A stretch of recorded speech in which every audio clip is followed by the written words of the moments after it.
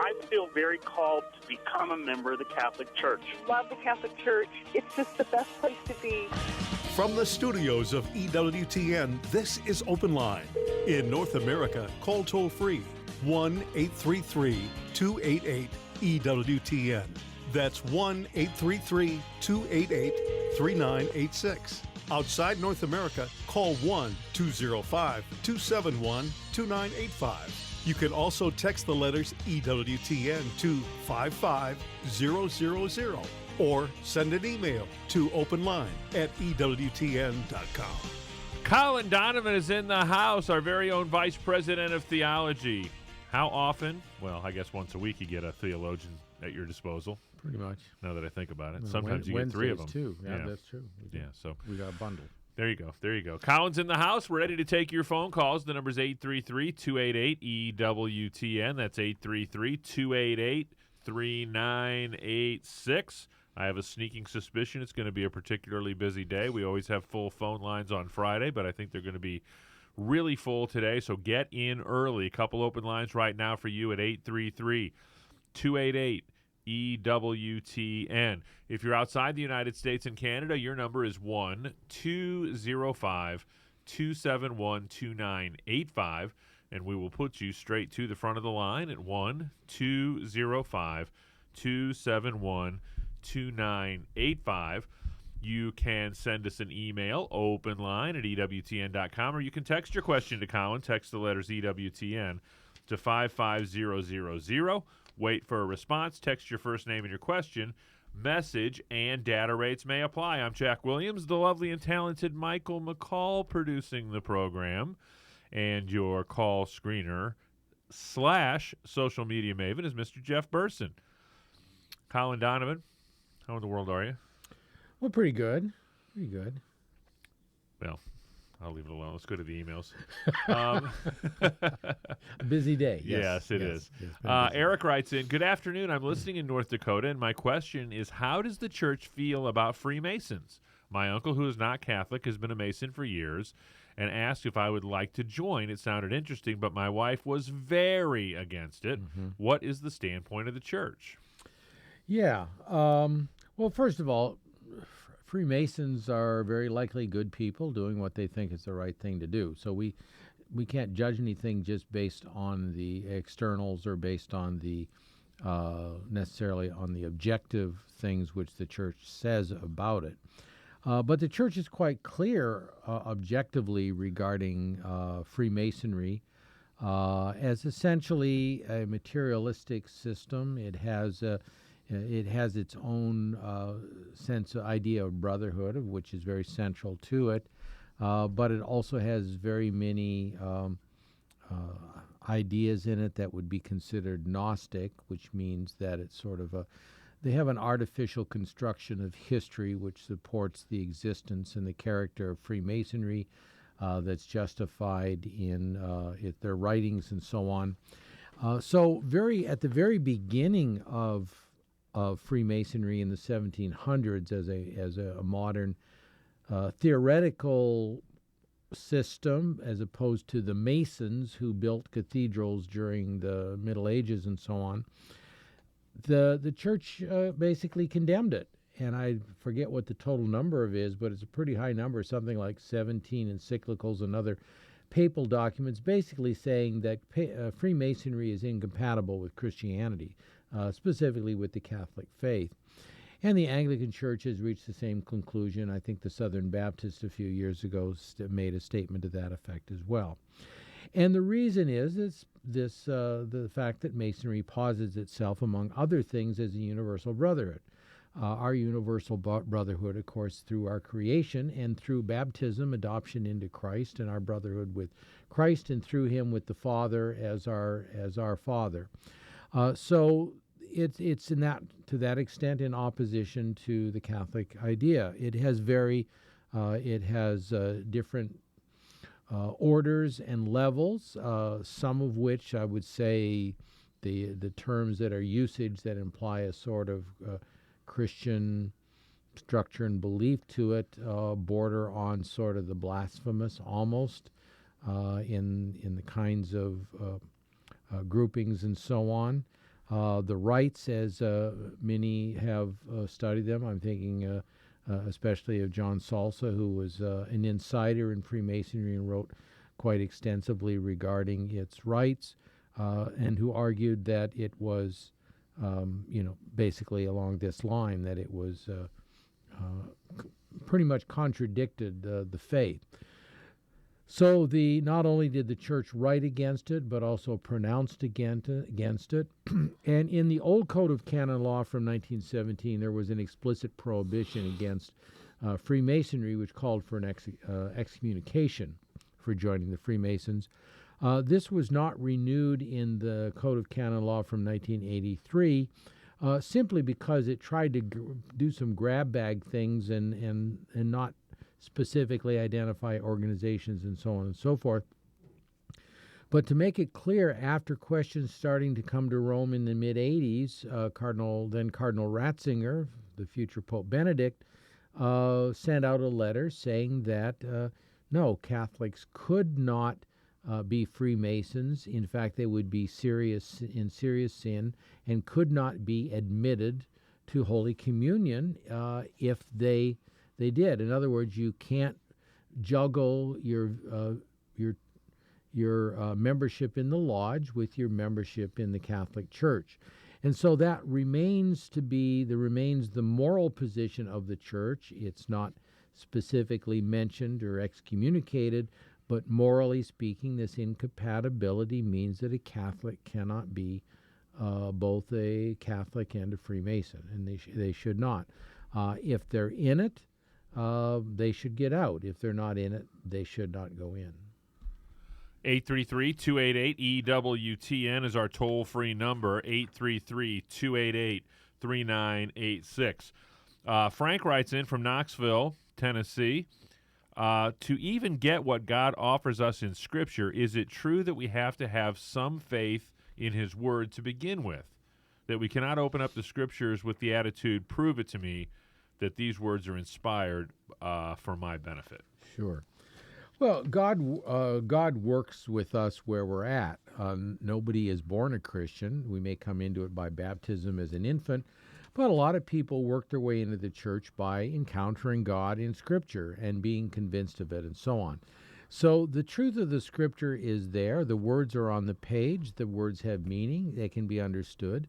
And one can, through the actual graces that God gives an individual who doesn't have supernatural faith, rise to the level of believing, hey, this God that is claimed, this Christ that is claimed, this church that is claimed is entirely credible and plausible, and I'm interested. So clearly, God can lead us through the text even if we do not believe, and has millions of people over the centuries been brought to the faith because they have picked up the Bible or they've picked up the Gospels. The Word struck their hearts through the actual graces God is prepared to give them, and their intellect has been stimulated, moved, and healed by the truths that they find there that makes absolute sense and have an absolute credibility if one is open to them. And like most things in life, the truth can be accepted if we go in with an open mind and are open to being moved by it, but not if we close our minds off and say, no, I'm unalterably an unbeliever. So by all means, pick up the sacred scriptures and read them, and maybe at some point you will decide, if I mutter a prayer to God to help me see the truth here, will He answer it? And the answer to that is yes, always. Not some of the time. Always. Always. Always. All the time. Where do you talk a little bit about the dichotomy between the notion of these sorts of things being on a case-by-case basis? Our Lord is sovereign and has the right to speak to whomever He chooses to speak to, versus just general principles about how any general person should approach the Scriptures. Well, I mean, clearly we can never deny the sovereignty of the Lord to act.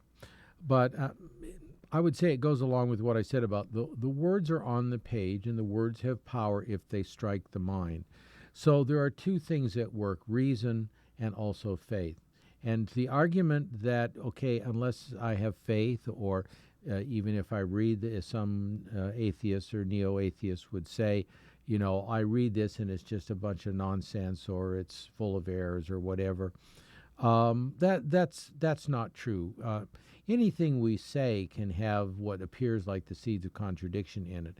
It's persevering with it, or persevering with an individual to try to understand them, that we come to know it. And that's a human thing. That's a reasoned exercise. And so we can do the reasoned exercise and then at last throw ourselves on the grace of God, and it will even have more fruit than just the exercise of reason. 833-288-EWTN is our toll-free number. Still a couple of lines open at 833-288-3986. EWTN's open line Friday with our Vice President of Theology, Colin Donovan.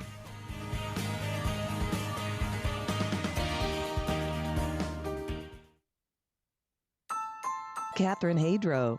Every week, I get together with a team of pro-life experts to shine the light of truth on abortion, euthanasia, assisted suicide, and the culture of death.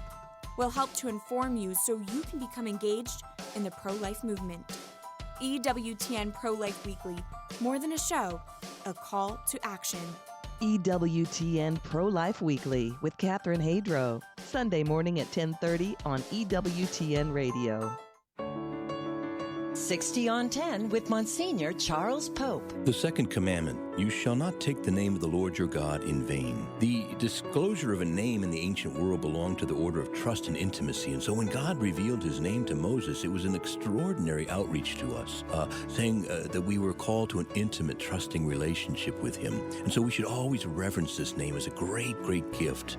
We should obviously never use God's name to curse or to blaspheme or to berate others. That's wholly inappropriate. God's name is meant to bring blessing. And likewise, the vain use. Vain means empty. And so some of these expressions like, oh my God, or, and so on, need to be avoided as well. Vain means empty, and those are using God's name as an empty kind of expression of exasperation. And then finally, never ever to use God's name to swear an oath falsely. The second commandment, you shall not take the name of the Lord your God in vain. EWTN. Live truth. Live Catholic.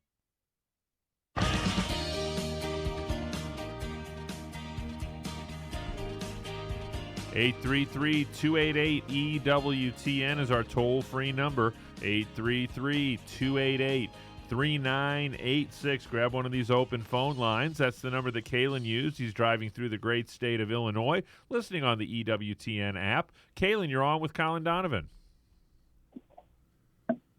Hello. I just have a brief question about the doctrine, or related to the doctrine of papal infallibility, but not in and of itself, more so in regard to the quote-unquote. It's an unfortunate reality that we've had quote-unquote bad popes throughout history, and it's a common objection I've heard from friends and family. Yeah, well, we've had human beings. So far, no angels have stepped down and said, make me pope. So, right. So, and I totally agree with that. That doesn't take away from the legitimacy of the chair of Peter, or the fact that this is the religion Jesus started. But what I would have a question about is, since that is an unfortunate reality that there have been quote-unquote bad popes, have there been any of those men who have spoken, as I know there are certain three criteria have to be met in order for that to, quote-unquote be the case. Sure. But have there been any popes who have spoken ex cathedra, who have proclaimed objectively false doctrines that have went against the teaching of the church, that would sort of show that papal infallibility is not true, if that makes any sense? The claim has been made, but on examination they all choose to be false, precisely because the conditions were not met. So the example of Liberius is a pope who gave in a private teaching something contrary to the faith, and so it was nowhere near the criteria. If anything, it was a private theology. We have to understand how we discuss the different things that a pope can say and or write. He can do so as a private individual. Good examples of that are Pope Benedict, who wrote his books on Jesus, where he expressly stated in them that he was writing them as a theologian and not as the Pope. In other words, he was writing privately, and he was giving his private opinions, and he didn't want anybody to think that some theological point he was making in his books about Jesus were an exercise of the magisterium. So it all depends on the will of the Pope, and the Pope has to express his will.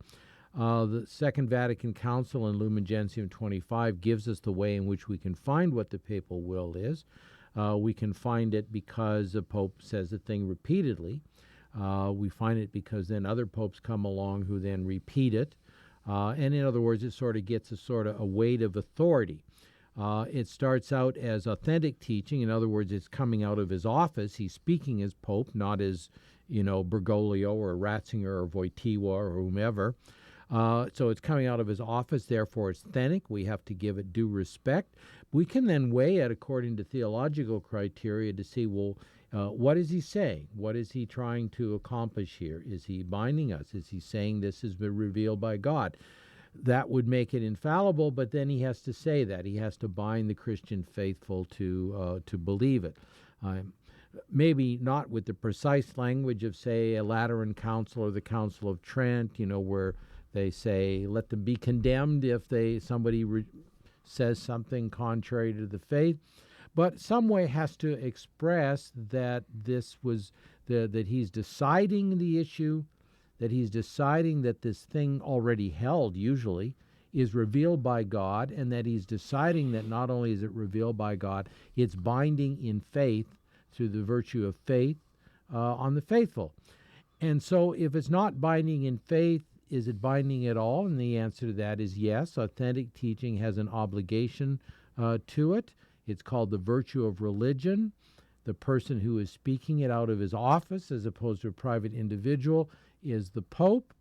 It deserves our respect, and it deserves that we weigh it and properly judge it, the value and authority of it. So I don't know of any cases where, probably there have been, where authentic teaching, in other words, the office holder as office holder said something that was wrong, but then the charism would not seem to extend to that.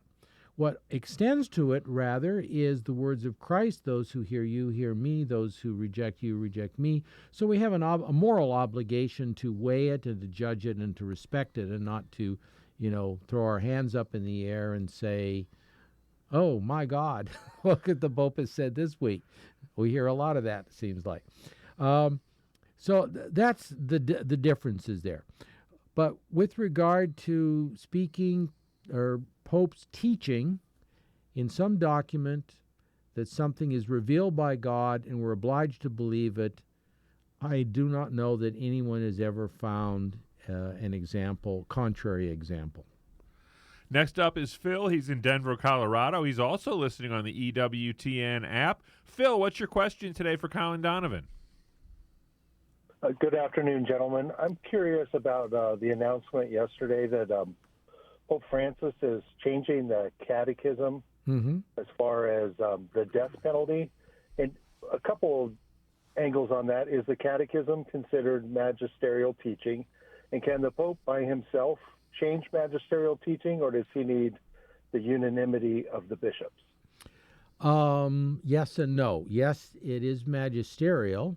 It would be authentic teaching, the last category, at minimum, authentic teaching, the last category that I mentioned. But yes, the Pope could do it on his own, because the Pope is a supreme magisterium by himself, and the bishops, College of Bishops, in union with the Pope, but not apart from union with the Pope, is also a supreme magisterium. So when a council like the Council of Trent or the Second Vatican Council teaches something, it's all of the bishops or the majority in union with the Pope teaching it. Therefore, it's an act of the supreme magisterium of the Church. You still have to use the theological criteria and weigh, what in this is dogmatic, what is disciplinary, what is exhortation, and so on and so forth. And when you get to the content of the Catechism, certainly popes can have catechisms written, and popes can issue new catechisms. John Paul II, in issuing the Universal Catechism or Catechism of the Catholic Church, essentially displaced the Catechism of Trent that was issued by Pius V after that council. Not to say that anything there was wrong, but to say something else was needed in our day.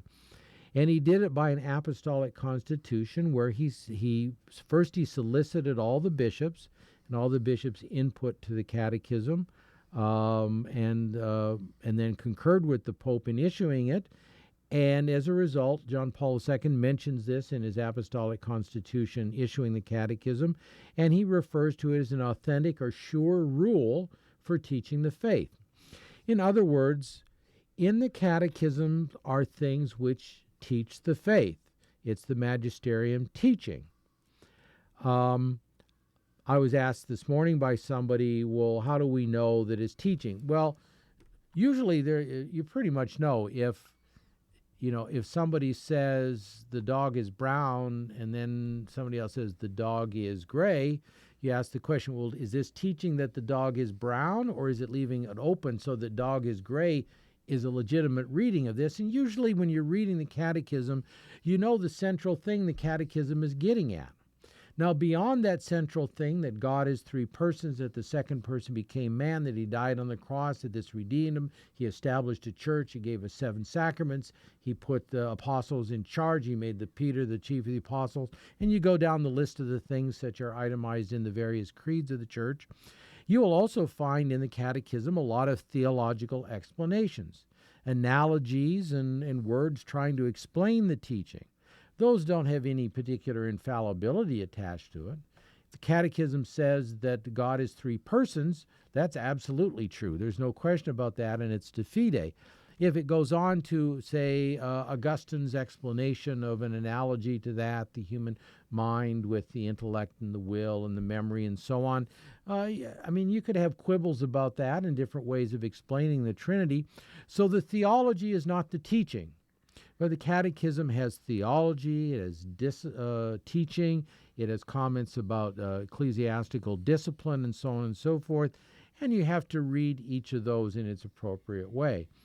But what it is teaching, according to the category of thing that it is, such as a de fide teaching, all collectively, he says it's an authentic teaching.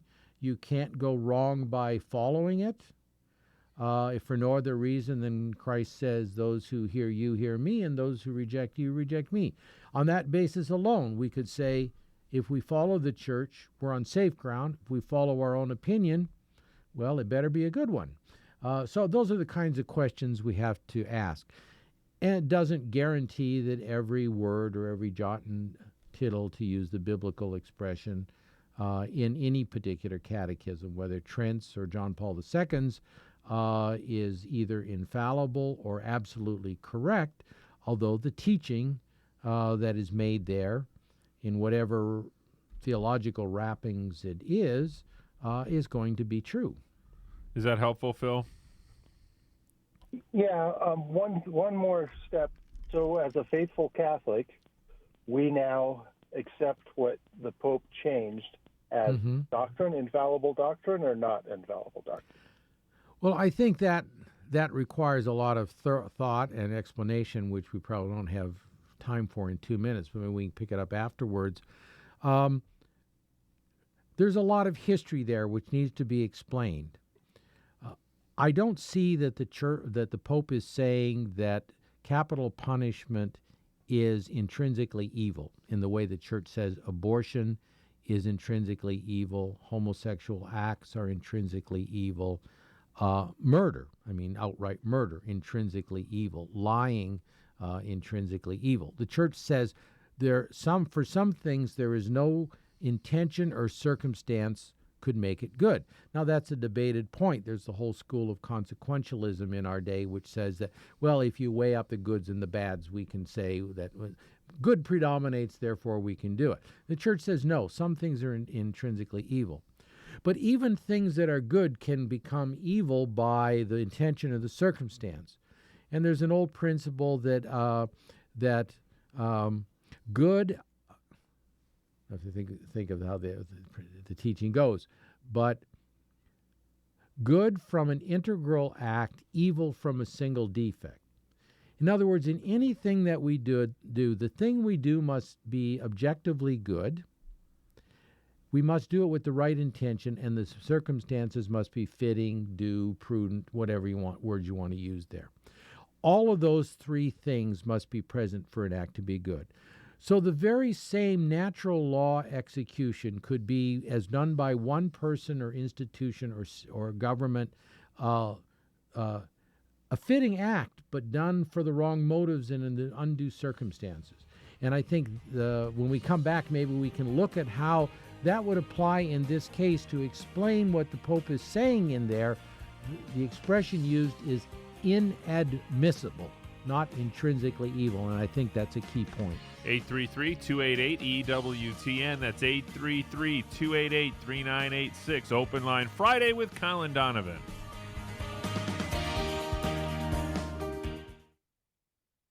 Bishop Robert Barron. Just as Fulton Sheen used radio and TV in the last century, we need to continue to use Catholic radio to announce the Catholic faith in the public forum. The leading Catholic voices are on EWTN Radio. It's time for Family Man with Dr. Gregory Popchak. Want better behaved kids? Here's a simple tip to instantly correct almost any inappropriate behavior. Instead of lecturing or wasting time developing increasingly strict or creative punishments, use do-overs to help your child learn to speak and act more appropriately on the spot. For instance, if your child speaks disrespectfully, insist they choose better words and a better tone and make them say it again until they express themselves well. Another example, if your child does a chore sloppily, require them to start over from the beginning, as many times as necessary, until they can demonstrate they know how to do the chore to your expectations. You don't need to yell. Let the do-over do the talking for you. And when they succeed, remember to compliment their effort. Good discipline teaches kids what to do, instead of just telling them what not to do. For more tips to make parenting easier, check out Parenting with Grace. I'm Dr. Greg Popchak, but you can call me Family Man. To discover more ways faith can enrich your life, visit CatholicCounselors.com. The wisdom of Mother Angelica. I said to the sisters one day, what do you think you're going to look like in heaven? Oh, some of them had absolutely magnificent ideas. I didn't think of one of them. And so I got desperate because then my turn came. I didn't know what to say. And so in desperation, I said, what do you think I'll wear in heaven? And they all said with one voice, armor. EWTN. Live truth. Live Catholic. Hi, this is Cy Kellett. Later today on Catholic Answers Live, Carlo Broussard stops by to give us the Bible blueprint for confession. Catholic Answers Live, 6 p.m. Eastern on EWTN Radio. Now back to Open Line Friday with Colin Donovan.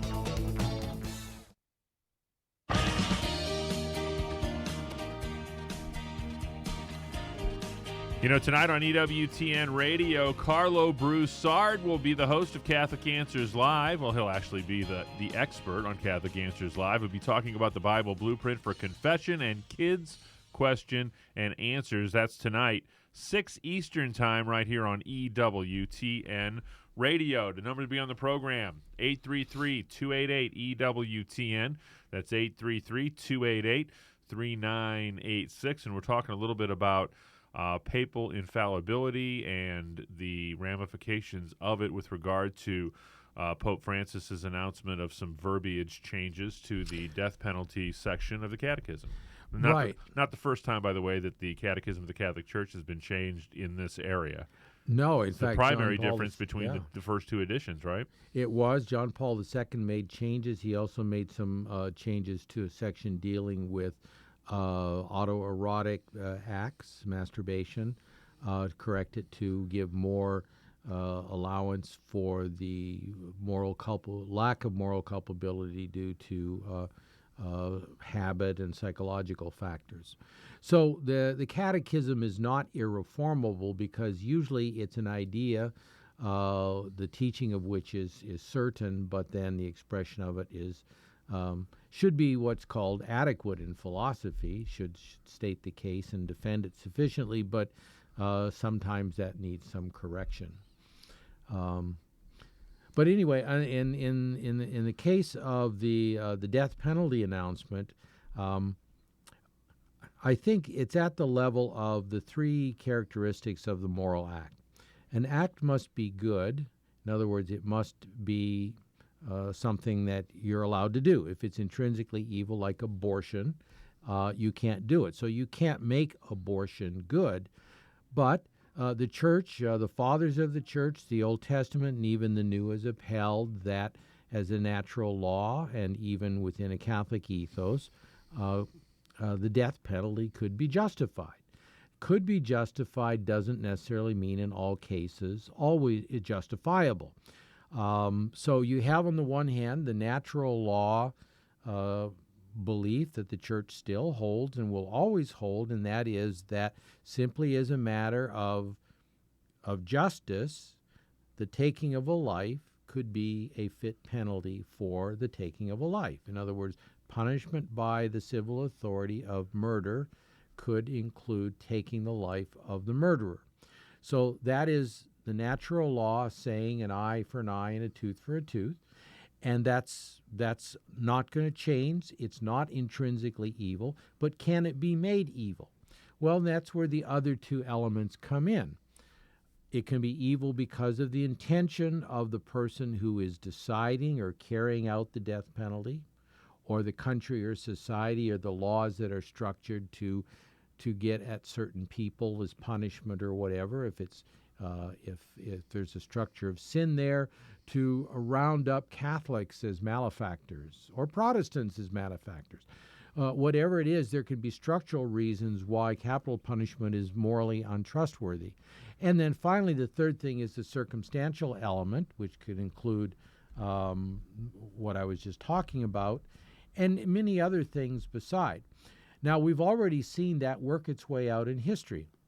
In the early church, there was no shortage of defense on the doctrinal level of the right of the civil authority to put people to death for proportionate crimes. Yet, for the almost first 400 years of the church's life, Christians were forbidden to be one of the persons who did that.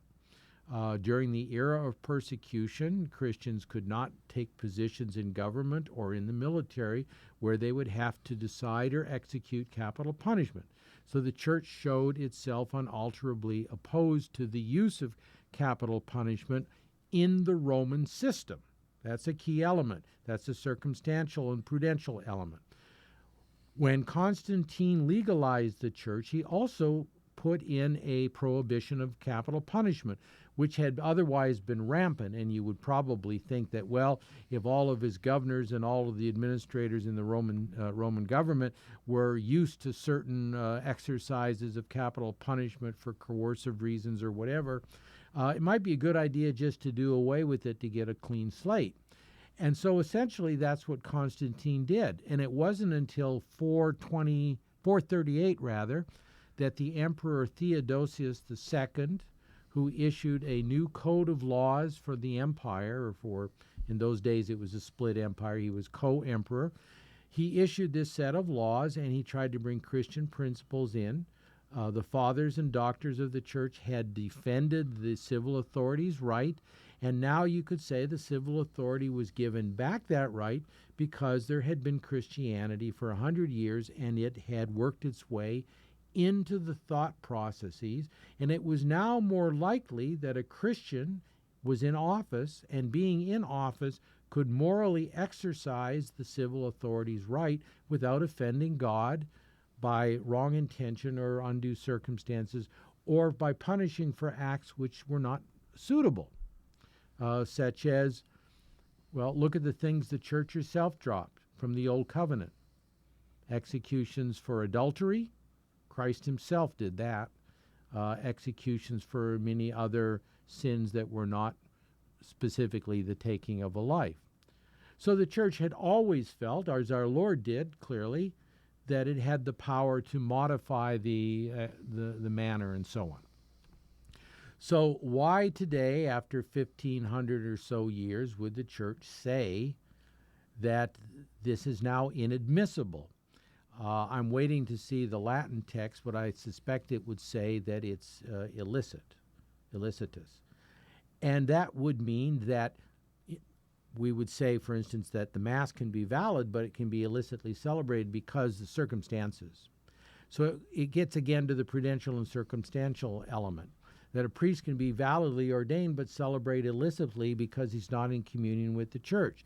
There's you have the distinction between a valid celebration, but one which is not permitted. It's inadmissible for this particular priest to do. So I think what we have today is we see in our society the profound effects of about 500 years of intellectual confusion in the West, where the ideological views stemming from Descartes and Kant and others in the church and outside of the church, where the materialism of the 1800s working its way into our time and manifested in communism and even in our hedonism and individualism in the United States, has produced a society where in many places in the world, including our own country, the taking of the life of the unborn, the taking of the life of the elderly, or the self-taking of life by a person who just says, I don't want to live any longer, is okay. That we're now autonomous in our treatment of life. Are we not back where the Roman Empire was before Constantine converted? Are we not back in the times of Diocletian where there was no moral respect, or Darius or others where there was no moral Decius rather, or others where there was no moral respect for life? And I think it's this circumstantial time and situation in which we live that progressive popes, going back to Paul VI, John Paul II, Benedict VI, all of who have said similar things to what Francis has said, clearly pointed to a day when we would have to say it would be inadmissible for a Christian to take advantage of what is even a natural right, because we should have a greater respect for the dignity of life. Now, a lot of people might be asking, well, hasn't the church always respected? Don't we respect the dignity of life? Why new? What's new in our day? I think what is new in our day is the cultural situation. What are new in our day is the loss of whatever respect Christendom communicated to the modern world. The loss of all of the principles of religion which infused itself into Europe and North America, which now people are simply denying that they are there because they're ignorant of it, or they hold the opposite principles. So I think this has to be seen not simply as a legal act or a teaching act, although it's certainly a teaching. Whether it will have canonical consequences, I don't know. But I think you have to see it as a prophetic act, as prophetic as Humanae Vitae and the declaration there. And that means come to grips with it. But I would have to say this. If you're using Francis as an excuse, you better also ally Benedict with him and John Paul II and Paul VI, because everything that has been done in the last 50 years has been pointing forward to the day when the church would say, we are finally at the point where we cannot trust that the world holds the values which it once held because it received them from the church and kept them safe. That's no longer the truth. That's why I say we're back where the church was when it prohibited Christians from exercising capital punishment, even though it's a natural right. 833-288-EWTN is our toll-free number. Some lines are open at 833-288-3986. Next up is Beth in Dallas, Texas, listening on the EWTN app. Beth, you're on with Colin Donovan. Hi. My question is, I was watching a documentary called The God Cells, and it talks about fetal research and how, or fetal stem cells, and how they can be used to cure quote unquote incurable diseases. And there was success with it. And they made the distinction that fetal stem cells are not embryonic in that they don't create the embryo. It's aborted fetuses. The women were going to have the abortion anyway, so we might as well do something good with it. And my sister consulted a priest she's a practicing Catholic, And he said that that was okay to do. But then my argument to it is, aren't they creating a market for aborted fetuses? And so where does the church lie on that? Mm-hmm. Well, it's part and parcel of the same issue regarding vaccinations, which are more and more universal based on fetal stem cell lines harvested from aborted fetuses in the 60s or later. And that's precisely the point. It's a bit of a slippery slope. Now, the church has said, for a justifying reason, if sometimes it's suspiciously said, well, this is a matter of great moral obligation. Everybody should get this vaccine or that vaccine, notwithstanding that many of these diseases are no longer around, even though they are from fetal stem cell tissue lines. And the answer to that question is the same as it is here, and that is you need a justifying reason. And so a justifying reason would be if there is a legitimate risk of say, catching bubonic plague, to just pull something out of my hat here, or the one, German measles is one that's often mentioned, although I don't think we've seen an example of that in our country in decades. We see ordinary measles all the time. So if there's a risk of that, then the remote cooperation that would be involved at being at the end of this line from aborted fetuses of the 60s could permit it. The trouble with a lot of these other things are, such as you described, is I suspect that this is an ongoing thing. We know that Planned Parenthood has sold parts. We know that it was a thriving business for them. So I think it very unlikely that something as remote in time as causality with the harvesting of tissue from abortions already had in the 1960s, as was the case with some of the early vaccines drawn from these lines, that those are morally remote.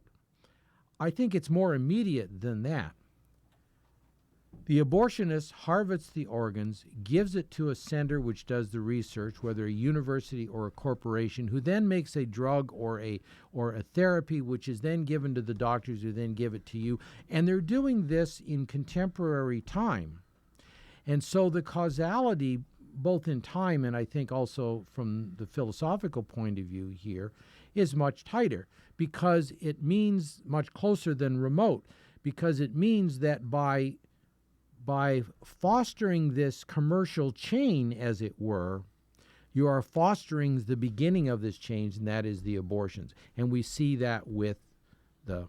So I see that to me, there seems to be a great moral difference between the limited permission which the Holy See gave in the 2006 or something like that, where there seemed to be a serious reason, such as the danger of catching a life-threatening disease, that one could use remotely or be involved or at the end of this line where it starts with aborted fetuses and leads to, say, a vaccine or some other medical therapeutic product. That is altogether short-circuited by the immediate commercial proximity of this whole chain that goes from abortionist to laboratory to product. And so I say no to that. It's different from the vaccines, the remote ones. My fear will be that having satisfied themselves on the more ancient fetal stem cells, long ago collected from abortions, I think in Missouri and a couple other places. These are all notable lines which scientists are familiar with their origin and so on. That now we have sort of a financial thirst for successes in this area that will lead to the use of going to the Planned Parenthoods and other places where this is done, and being immediately involved in a commercial chain that goes abortion to consumer. And for that, I say, no, you can't do that. At least it seems so to me. Now, there are other ways of getting fetal stem cells. When children are born, you can collect the umbilical cord blood. There's nothing morally wrong with that. If you got the money to do it, you can bank it for years. And if you ever have, if that child ever has a health issue that a cure has been found for it using non-embryonic stem cells, that can be used. So there are stem cells. There's methods now being developed, and some have been developed successfully to take your somatic cells, your own blood cells or your skin cells, and restore them to what's called a pluripotent state, where you can develop therapies from those sort of cells restored to a stem cell condition. That would be legitimate and profitable and possible. But I think the commercialization of fetal stem cells in the way that's contemplated today is not. It very often involves morally illicit means other than some woman long ago wrongly deciding to kill her child, and some doctor saying, hey, here's an opportunity. I'll give this to the university and maybe they can do something with the tissues. That's the difference. Not to mention the fact that it doesn't work. Yeah, there's not been a great deal of success with the embryonic. Yeah, all of the promising research has been in the area of blood cord stem cells or adult stem cells. Exactly. Yes. Yeah.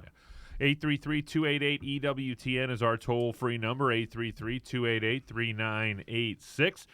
You don't have to speak a foreign language or be a world traveler these days to go out and be a missionary. You can take the message of Holy Mother Church via EWTN right into your parish.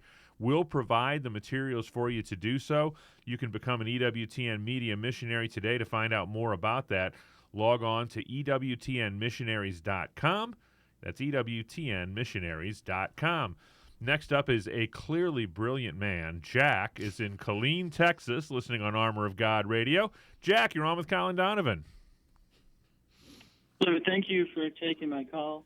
Sure. I just was wondering, Mr. Donovan, if you could elaborate a little bit upon this idea of the greatest in the kingdom of heaven. Mm-hmm. Because in Matthew chapter 11, Jesus, bless his name, said that John the Baptist was the greatest man born among women, and we're all born from women. And but he said that the least in the kingdom of heaven was greater than he. Mm-hmm. And then he talks about there's the kids, and he says if you want to be the greatest in the heaven, you have to be like these kids. I think that's Matthew chapter 18 or something.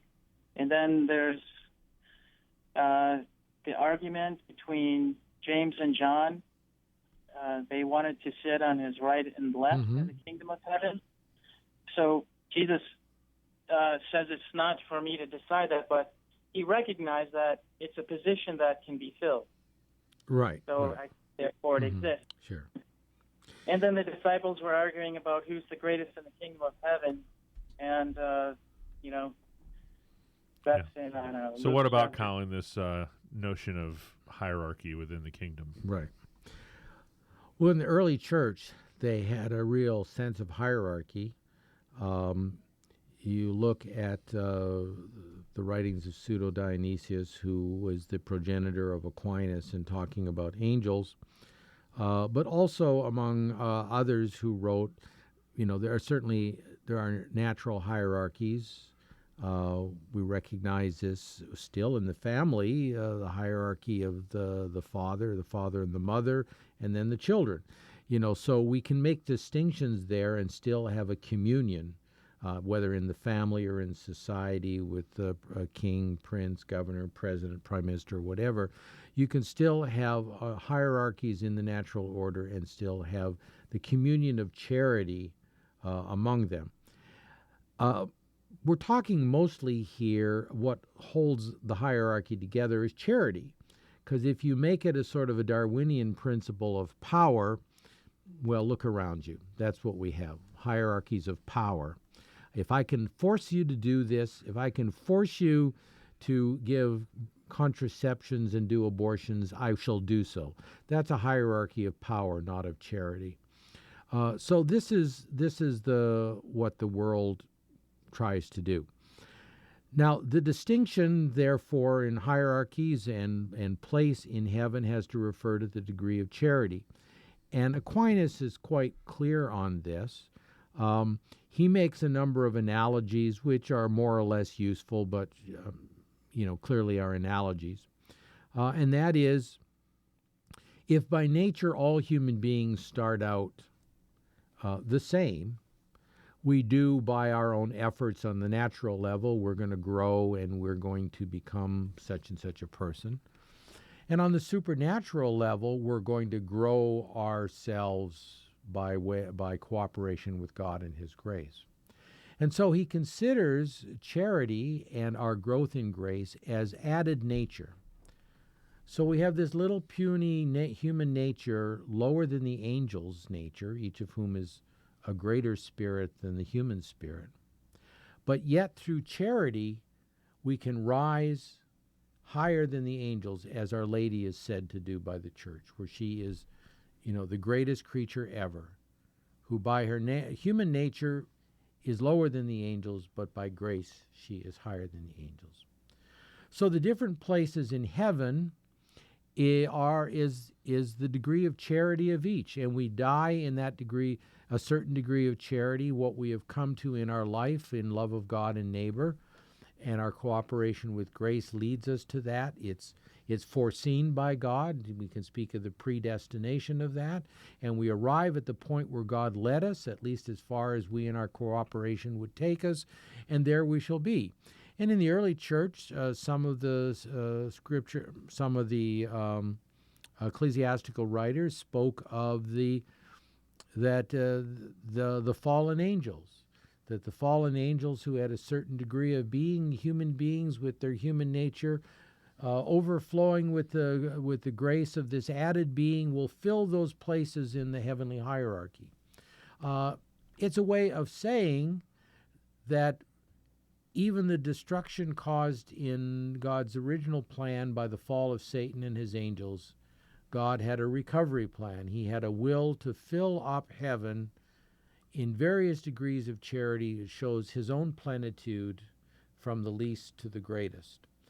And so we can't scrutinize this too deeply. It's not a mathematical question of, 5 degrees of charity, 50 degrees of charity, 150 degrees of charity. But know that in some way we all arrive at that degree of charity destined to us, predestined by God in His knowledge, to that degree of grace, that degree of sanctifying grace, of charity. And so none of us will feel deprived because we will be full, but yet we will be different, and we will be, to that extent, in greater or lesser proximity to the Godhead. Have a great weekend, Colin. You too. On behalf of our host, Colin Donovan, our producer, Michael McCall, and our call screener and social media maven, Mr. Jeff Burson, I'm Jack Williams. Thanks for another great week of EWTN's Open Line. Back at it next week. John Martinoni will be in the house on Monday. I'm traveling to Baltimore, Maryland for the Knights of Columbus Supreme Council. I'll join you there live on Tuesday with Father Wade Menezes, Father Mitch on Wednesday, Father Larry Richards on Thursday, and Colin back in the house again on Friday. Until we get together next week for EWTN's Open Line, God bless.